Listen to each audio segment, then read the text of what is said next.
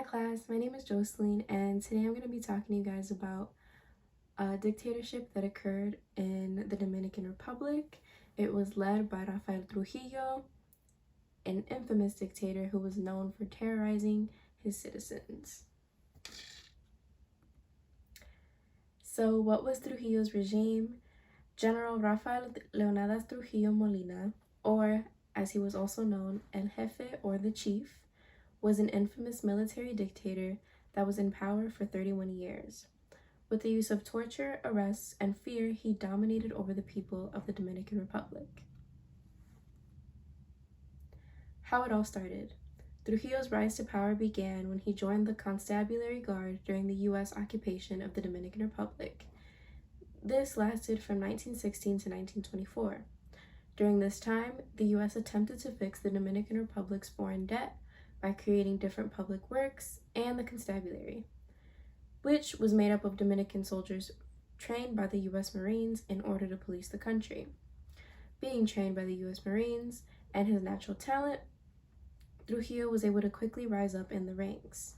And after the United States withdrew, the Dominican National Army was commanded by Trujillo. Trujillo's path to presidency. Trujillo's presidency wouldn't have been possible without Rafael Urena, a Dominican lawyer and politician. In 1930, Trujillo and Urena engineered a plan to push both President Vasquez and Vice President Alfonseca out of office.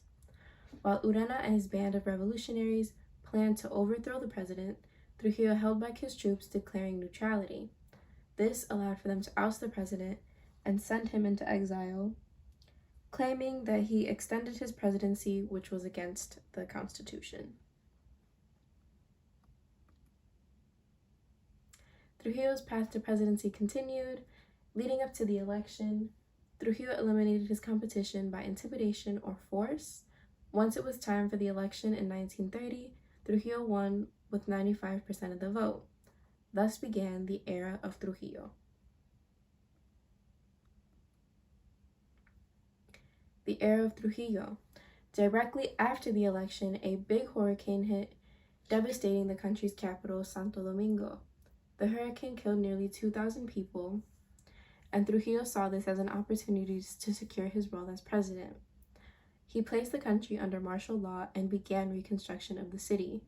Years later, he renamed the city Ciudad Trujillo, as well as other landmarks in the country in his honor.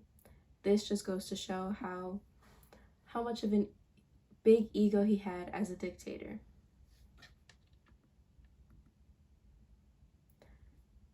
The era of Trujillo continued. Thousands of people were tortured, imprisoned, and murdered under Trujillo's dictatorship. With the use of his secret police and spies, he was able to maintain power by going after those against him, either in their homes or even abroad.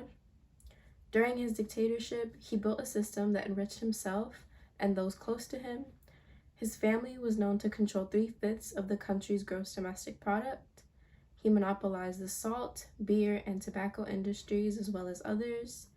And despite his success at rebuilding the Dominican Republic's standard of living, for example, the quick reconstruction after the hurricane, and building new schools, roads, and hospitals, he did it all while continuing to oppress his citizens, which obviously gravely upset them. And his use of nepotism was clear to everyone.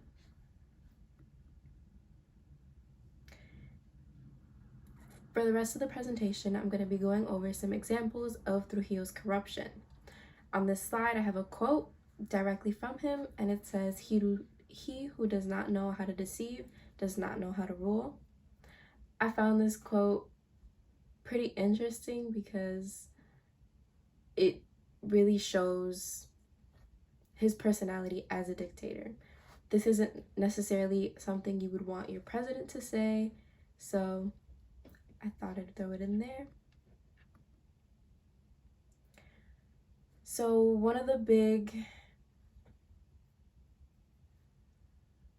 forms of chaos, I guess you could say, that Trujillo caused was the Parsley Massacre.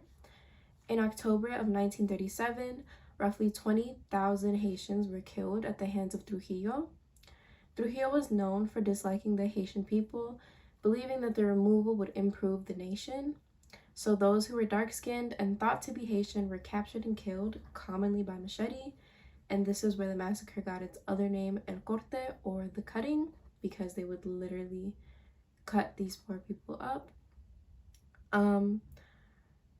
Its other name, which I have listed at the top of the slide, the Parsley Massacre, got its name because this was a common way for soldiers to identify whether or not the people were Haitian. So darker looking people who were in fact Haitian, who were raised speaking Creole, had a hard time saying the Spanish name parsley, which is perejil.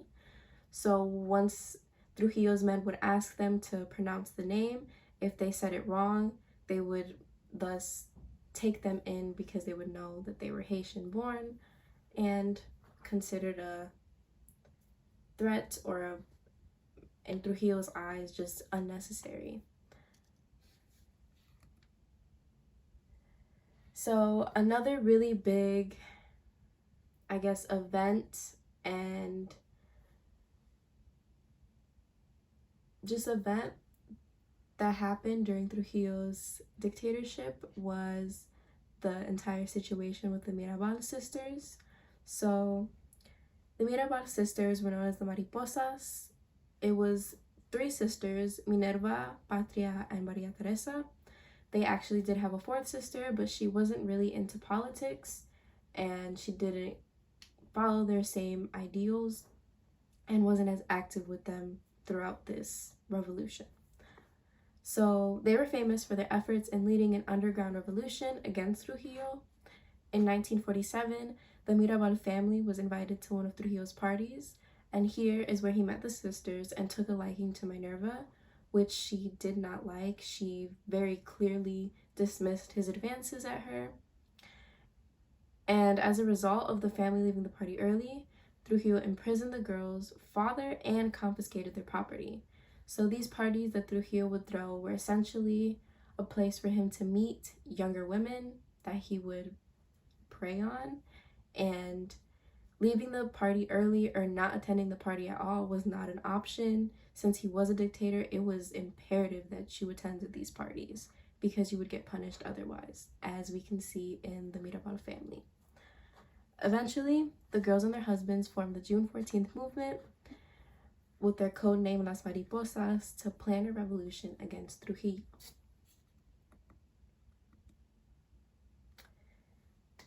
Despite the sisters and the movement's efforts, Trujillo's spies caught on to everything, and Minerva and Maria Teresa, as well as other members a part of the movement, were imprisoned.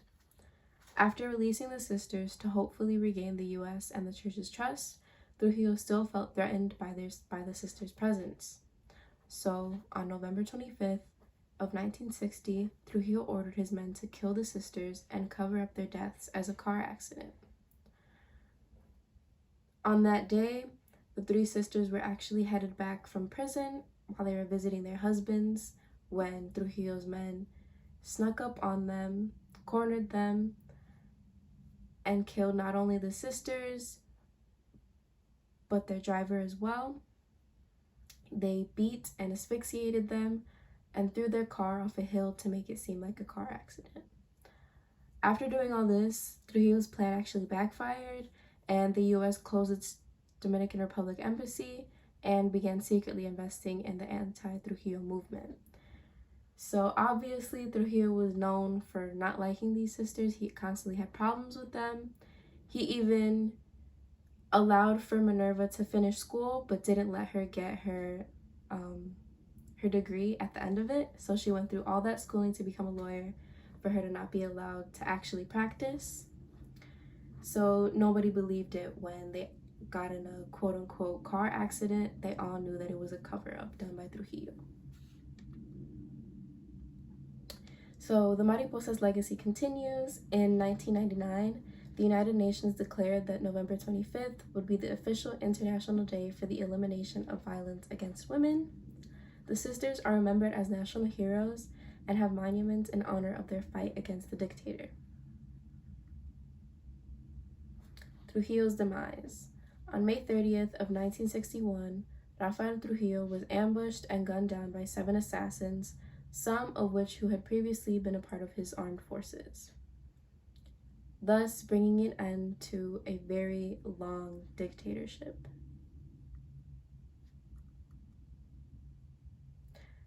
For a fun fact, I actually discovered in my research that the merengue song called Mataron al Chivo, which translates to They Killed the Goat, was created in celebration of the assassination of Rafael Trujillo, also known as the Goat by his adversaries. It was a name that people in the revolution used to call Trujillo. And I guess I'll just play like a small portion of it so you can hear the part where they say Mataron al Chivo. It's a very upbeat song, so you could tell that they were pretty happy about his passing.